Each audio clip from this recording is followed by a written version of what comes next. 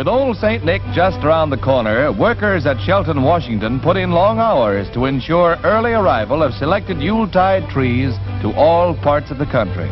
Every branch bears the Christmas spirit.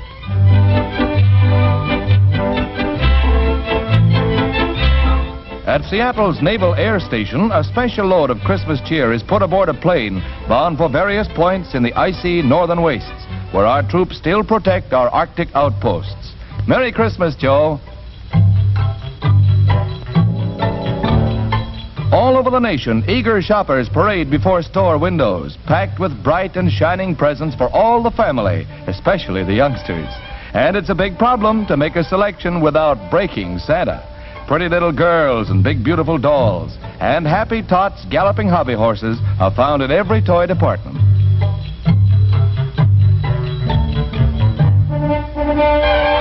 A handful of enticing puppetry brings a glow of anticipation. And if you want Father's heart to beat faster on Christmas morning, have Kris Kringle deliver a load of these streamliners to the children.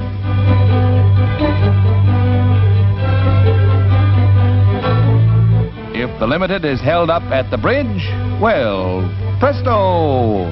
And the Christmas flyer gets the green light. Everybody's friend has something for everyone. If you know of someone he might miss, open up your heart and have a Merry Christmas.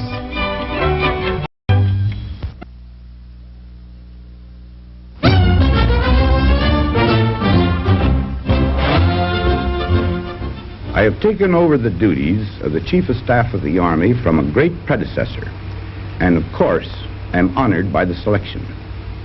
But I'm keenly aware that I have taken up this duty at a critical time in the affairs of the nation and of the Army. To win the war, you raised the greatest army in our history. We are now engaged in tearing down that army at an unprecedented rate.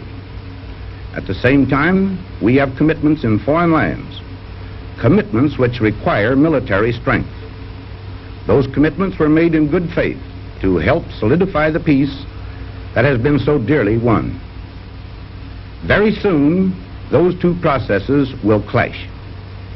This is your Army, and it is your decision as to which course we shall follow. The decision once made, it is the duty of the War Department to carry it out. For my part, I hope that we secure that peace.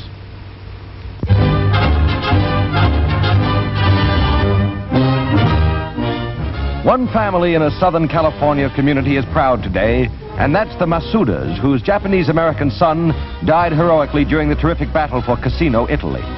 Sergeant Masuda was cited for the Distinguished Service Cross 2 weeks before he was killed.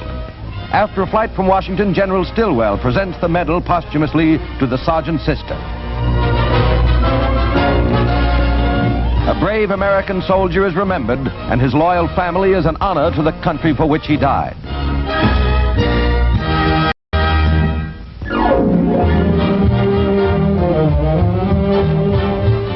Surrounded by youthful members of his flock, Archbishop Spellman of New York opens a nationwide campaign to collect canned supplies for war-devastated people of all faiths.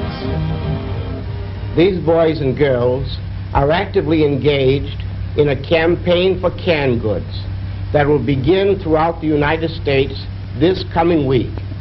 And these boys and girls, by their gifts of these canned goods, hope to heal and strengthen the wasted and worn bodies of other boys and girls throughout the world who are suffering and starving. And during this week, every Catholic parish in the United States, 15,000 of them, will act as a receiving station for canned goods to help the poor and the suffering children and the people throughout the world without discrimination of race, creed, or color.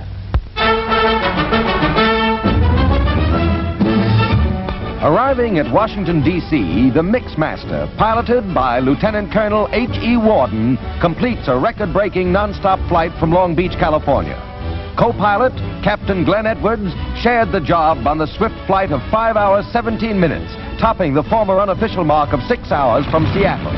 The speedy Douglas bomber gets her nickname from her radical tail propellers, which sing a mighty song. Not to be outdone in design, the Navy displays its newest, the Boeing tandem prop fighter plane. The single 3,600 horsepower engine drives her two propellers in opposite directions. The Navy says she'll do better than 450 miles per hour.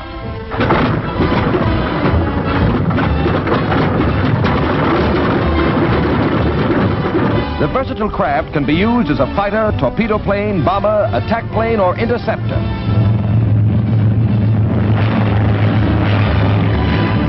A real addition to our protective air forces.